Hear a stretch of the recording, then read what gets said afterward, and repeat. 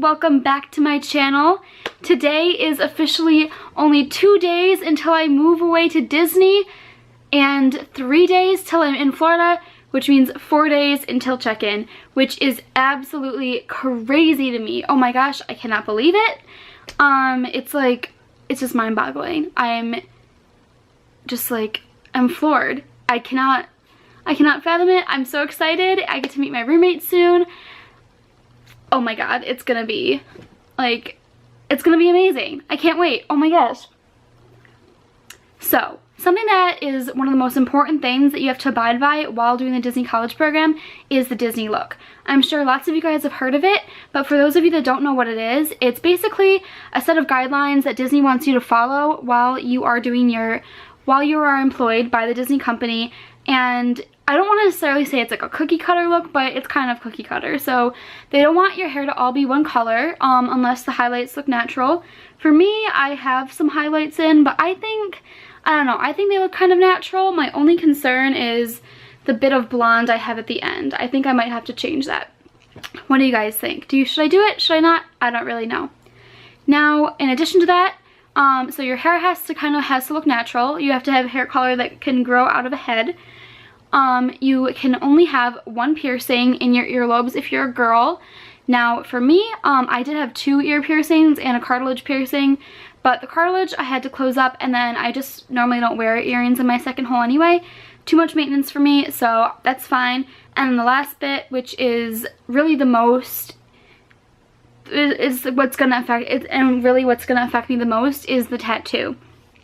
Or the tattoo policy. If you work at Disney, you cannot have any tattoos visible while you're working. For me, this normally isn't an issue because I do have one tattoo and it's behind my ear, so as long as my hair is down, you would never even know that I had one. But my role is going to be a seater. I will be working in food service, and because of that, you're not allowed to wear your hair down at all.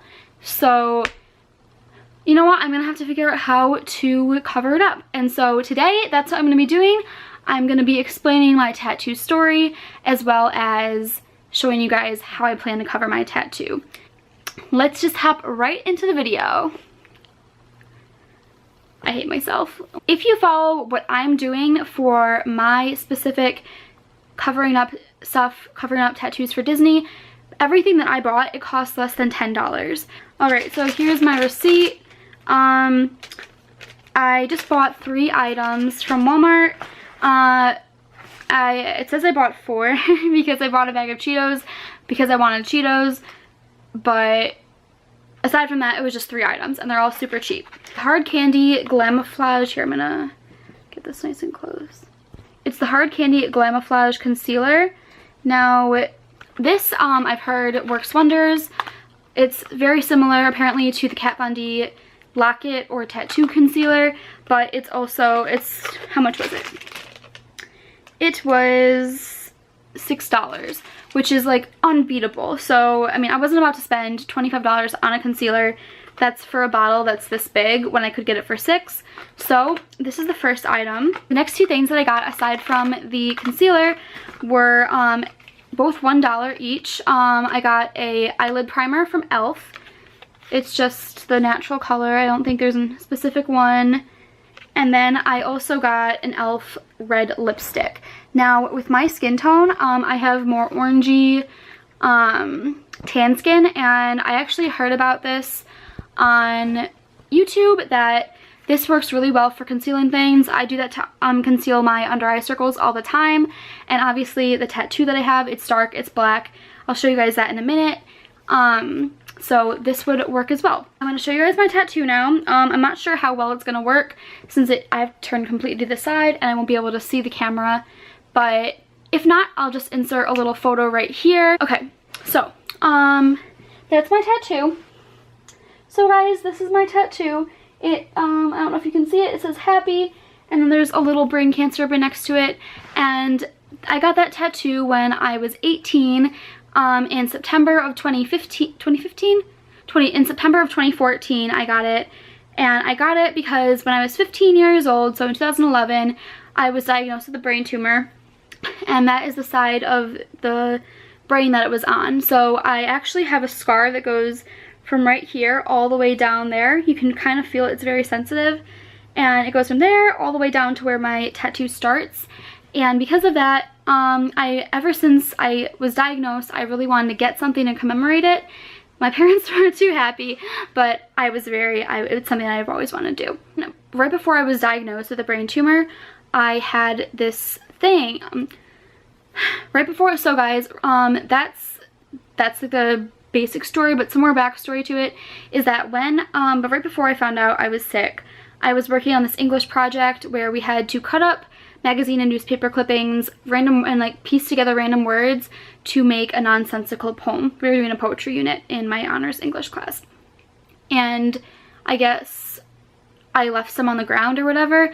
And then before I turned on that project, I actually, I found out I was sick, and so I didn't get to finish it, and I had to be rushed to the hospital where I stayed there for a week, and in that week I had surgery, I met with doctors, I had MRIs and CAT scans and all that sort of stuff.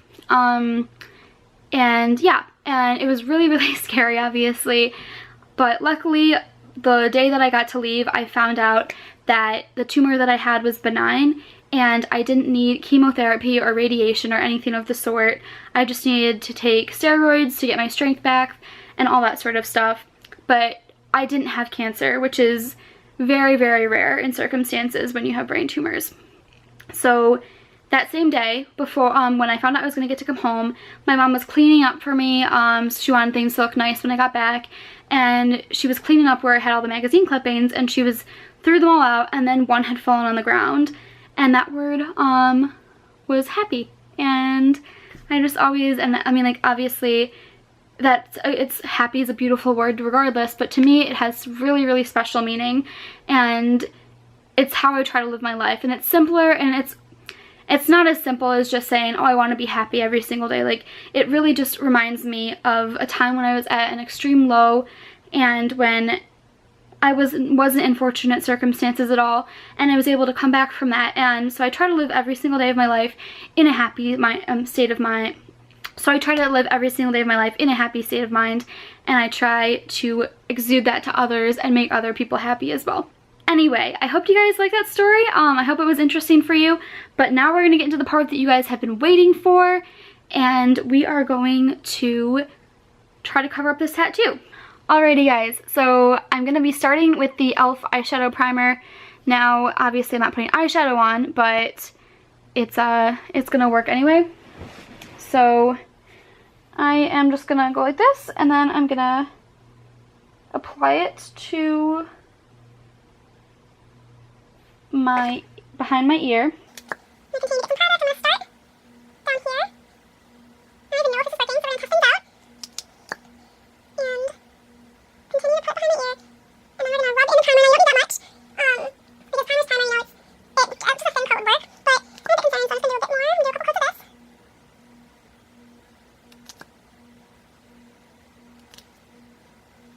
And just rub that in. So the primer is completely working. Alrighty guys, so next I'm going to be taking the hard candy, I'll be taking the hard candy pencil, and the kit says to line the edges of your tattoo with the Glamouflage concealer pencil, then fill in the area with the pencil. So for me, mine is just word and script obviously, but I'm just gonna kind of take this and just kind of like make like a rectangle, and I'm just going to kind of try to color it in as best I can. Now something I didn't anticipate is that this thing loses its sharpness very quickly. So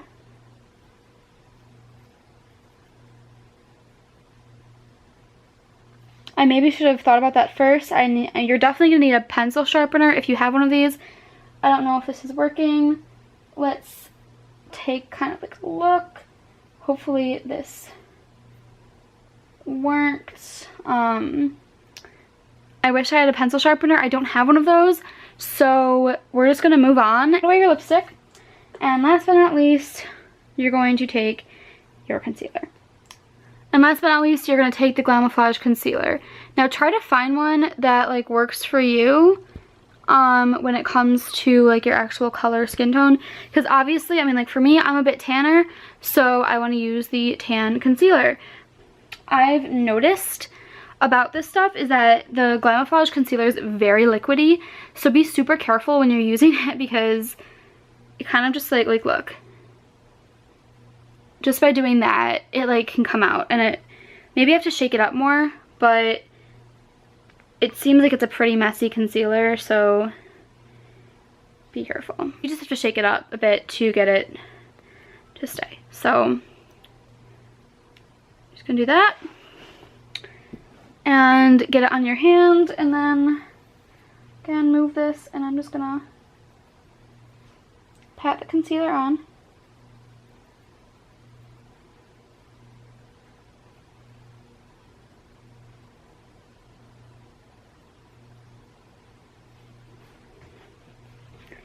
And wait for that to dry. Alright, so you're gonna just do it one more time, I'm guessing.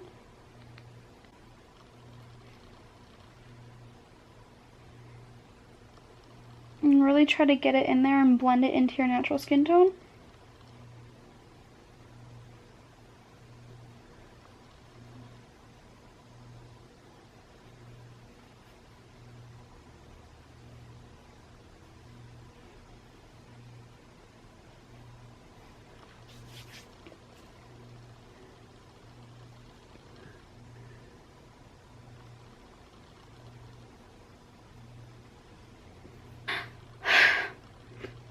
This stuff smells really funny.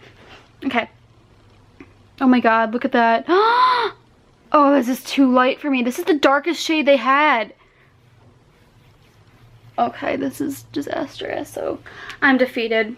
Once you're done doing all of this, and once you're satisfied with the coverage, let's check right now to see how it looked. Okay. Alright, so it's getting there. Look, see, it's better than what it was before, right? Like, okay, so you just need to be patient, I guess. I need to stop. I need, like, a Xanax. Just kidding. Don't do drugs, kids. They're not good. I'm getting the best results using a beauty blender, I guess, as opposed to just using your fingers. So I guess that's good. Look how light that is compared to this. I'm gonna need to get a darker color. Oh my goodness.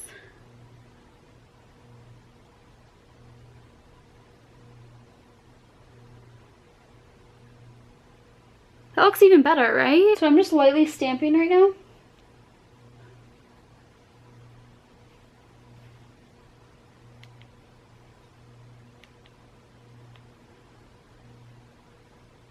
That's actually pretty incredible.